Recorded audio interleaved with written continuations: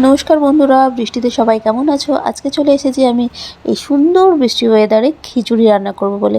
তো প্রথমে তার জন্য আমি আলু ভেজে নিলাম। খিচুড়ির সাথে আলু ভাজা খেতে খুব ভালো লাগে। তারপরেই কড়াই একটু গোটা জিরে, কাঁচা লঙ্কা আর কতগুলো সবজি কেটে রেখেছিলাম, সেইগুলো একটু নাড়াচাড়া করে ভেজে নিলাম। আর সাথে দিয়ে দিলাম চাল, ডাল আর নুন, হলুদ।